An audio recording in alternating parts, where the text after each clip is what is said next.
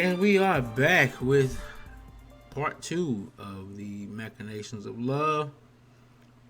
It's me again, Amon-Rellik, the Godslayer, your host, GodslayerTV. Part two is going to be a little more personal. Uh, love, the word love, has been thrown around a lot, and a lot of people don't realize exactly how important that word can be to somebody. Uh, Love, and that word being used, whether it be family, homies, intimate between another two lovers. Love, what I've come to learn in my life and in the lessons in them or in that life is that love is merely a word, like any other word. It can be said, it can be spelled, it can be spoken. Does it said? But whether it is spoken, spelled, doesn't mean that it has to be genuine. You see, in this day and age, love is used as a weapon. It's used as a weapon to control. Somebody will tell you they love you, and they'll do all the little actions that it takes to convince you of that love, only to get you in a comfortable position that you are safe, or that you feel that you are safe. And once you're in that position, they maintain, or they obtain and they maintain their control over you. I'm not saying that love doesn't exist, but what I am saying is that all because love is thrown out there doesn't mean that it is there. I went through a very tumultuous time in my life where I had traveled all the way to Clovis, New Mexico for someone who said that they loved me.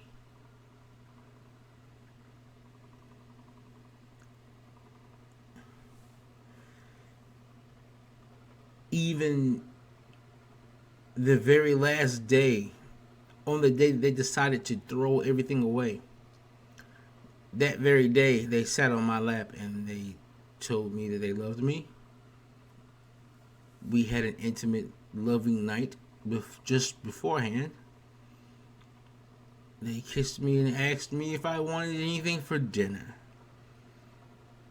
Me believing I was in a dream, in a world that only a king could live in, I was not the wiser. I go to work. I am brought home by the mother of this person. And just to show you just how heinous people can be, everybody knew what was going to happen before I did. All of her family and friends knew what was going to happen before I did. So when I came home, believing that my woman will be home at a certain time, this being told to me by her mother, I'm thinking, okay, cool. I enter the home that we got together, and I find everything in the house gone. At least everything of hers gone.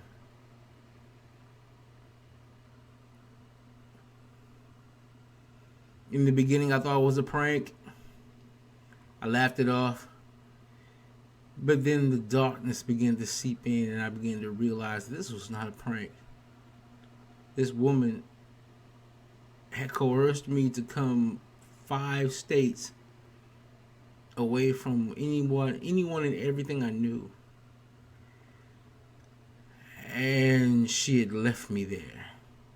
Mind you, where she left me is where she was from. You left me in the hometown of your own relatives. Like, this wasn't like some neutral place where I didn't see your mom or your friends or your cousins. No, this was a place where you you left me here, and because of my pride, I won't lie, because of my pride, I could not leave. I could not just leave. And I fought for almost 3.5 years after you left me. Only 4 months after me getting there, you left me.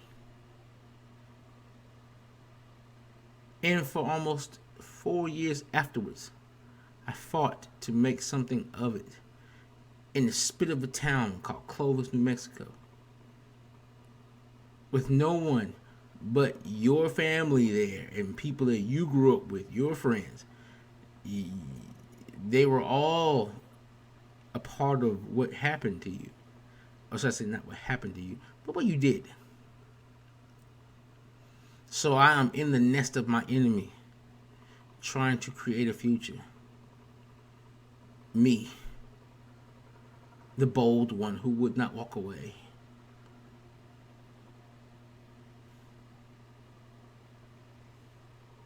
To this day, you will not speak to me.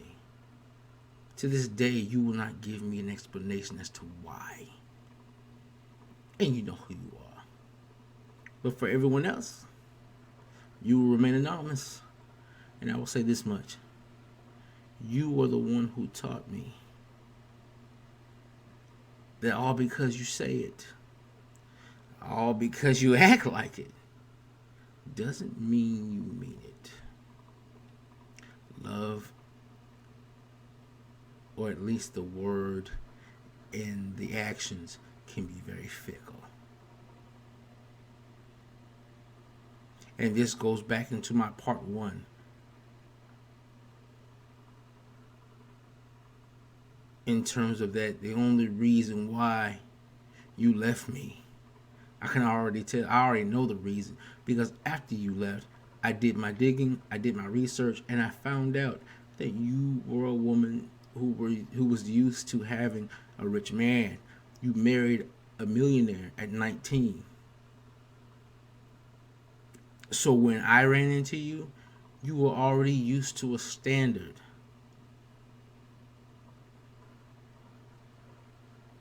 And that standard was something that was ridiculously out of my control at the time. We were only in our early 20s when we found each other. What could you have expected from me? Especially a man like me, who you knew came from a rough past.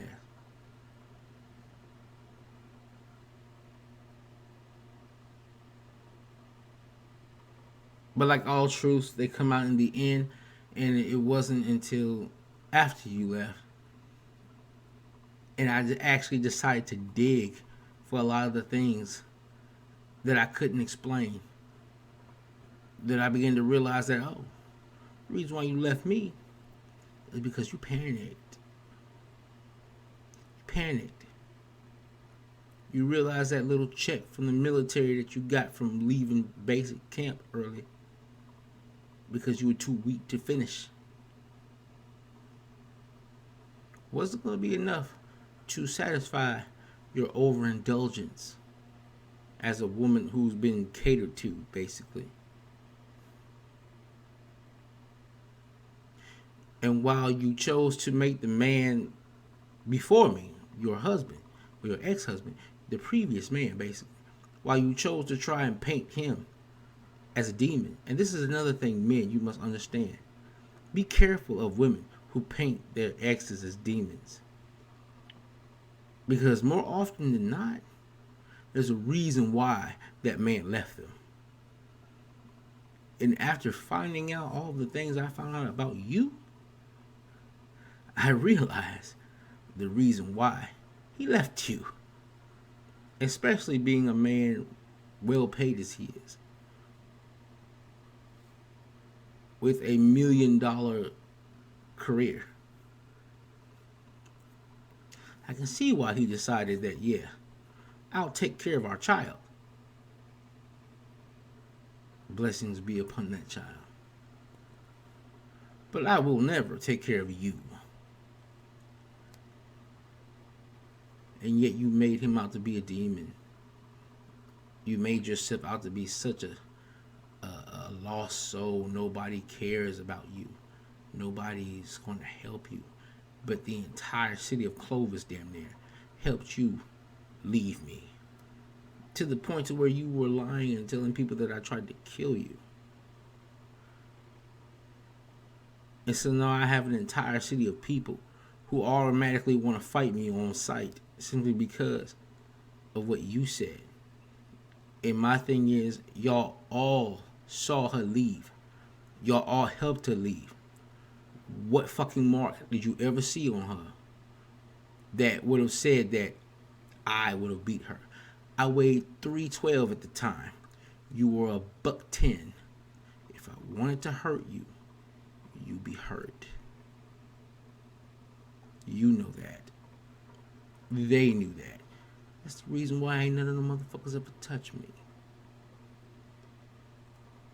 And thankful to the gods that they didn't, because I'd be in jail.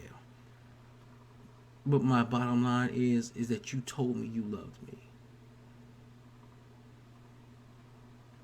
And you lied. Even though you went through all the motions, to the point to where you even slept with me. That's another thing that I thought was wild. Is I actually realized that there are people out there who are willing to sleep with people they don't even love. I learned that.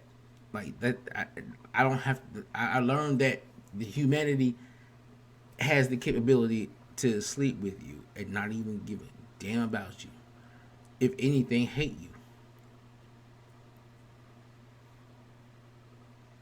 That is a lesson that I will never forget. That is a lesson that keeps a certain name tattooed on my neck. Because I will always remember that lesson. And that lesson is anything can be a lie, even love.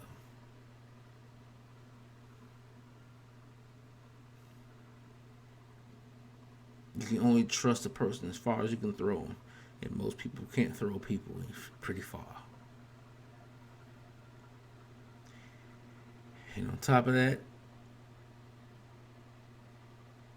one of the things I learned is that I value something a little bit more than love, and that's loyalty. You don't have to love me. But if you're willing to be loyal, that in and of itself equates to me as love. Don't get caught in the fantasy. So I'm gonna run the Godslayer, Godslayer ENT, Godslayer TV, Godslayer Gaming.